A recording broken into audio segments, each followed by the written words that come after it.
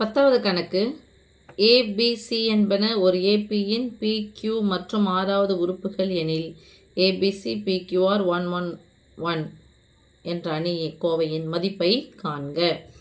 இப்போது நீங்கள் 10th படித்த ஃபார்முலா தான் சாமி. ஃபார்முலா வது அப்படின்னு ஒன்று வச்சு என்ன பண்ணணும், TN ஃபார்முலா. என்னாவது உறுப்புனாது A + n - 1 × D. இதான் ஃபார்முலா. இப்போது என்பனன்னு கொடுத்துட்டாங்க. அப்போ A B C என்பன குறிப்பொன்னும் ஈக்குவல் டு யாருடைய உறுப்பு, P-ஆவது உறுப்பு, Q-ஆவது உறுப்பு, R-ஆவது உறுப்பு. அப்போ A + n-க்கு பதிலாக P போட போகிறோம். P - 1 × D. இங்கே A + யாருடைய உறுப்பு, Q-ஆவது உறுப்பு. அப்போ Q - 1 × D. A + R - 1 × D.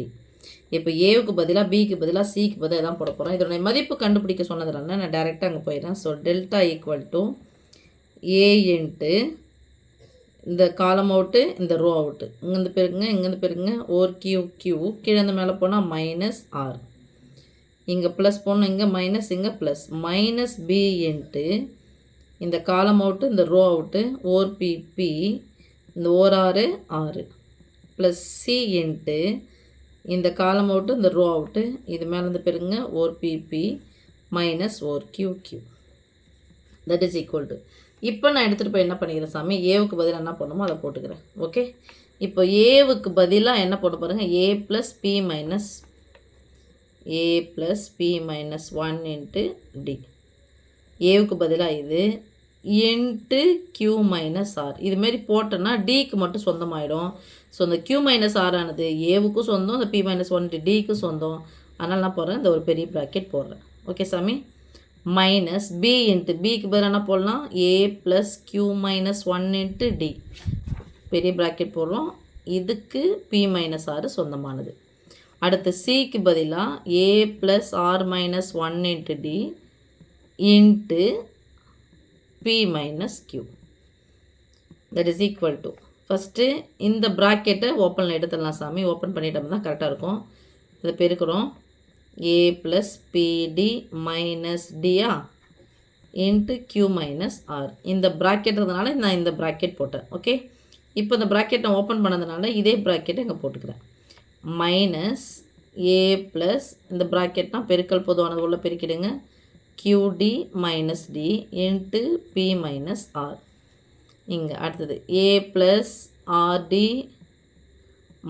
- D into P - Q. Okay, இப்போ தட் இஸ் ஈக்குவல் டு. இப்போ Q எடுத்து பெருக்கணும் சாமி. எத்தனை உறுப்பு பெருக்கணும், 3 உறுப்பையும் பெருக்கணும். ஓகே, அப்போ AQ ப்ளஸ் Q தான் இருக்குது, அதனால் குறிய மாற்ற வேண்டிய அவசியம் இல்லை. PQD - DQ QD -R பெருக்கிறோம். அப்போ குறி என்ன பண்ணணும், மாற்றணும். -AR -PRD குறியை மாற்றணும். ப்ளஸ் சில புரியுதா, மைனஸ்னால் குறியை மாற்றணும், ப்ளஸ்னால் குறியை மாற்ற விடுது. இங்கே என்ன குறி இருக்கோ அதே போடணும். இங்கே இருந்துச்சுன்னா ஆறால் பெருக்கிடுங்க, குறியை மாற்றி போடுங்க, அவ்வளோதான். Minus into minus plus RD.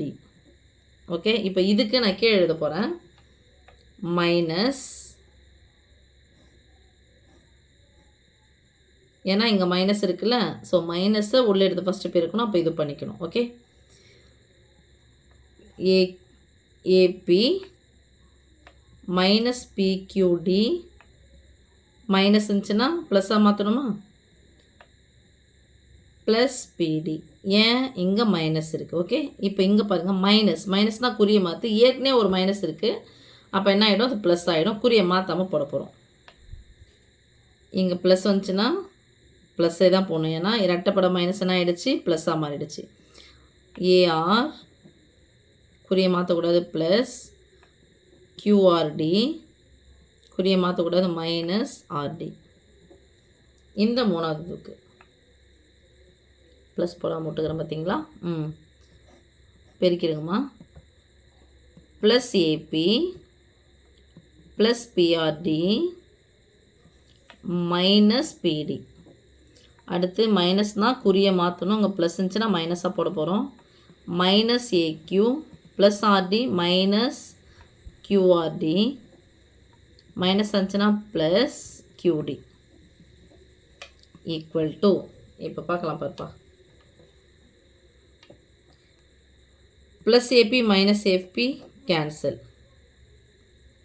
Plus PQD minus PQD cancel plus PD minus PD cancel plus AR minus AR cancel plus QRD minus QRD cancel plus RD minus RD cancel minus PRD plus PRD cancel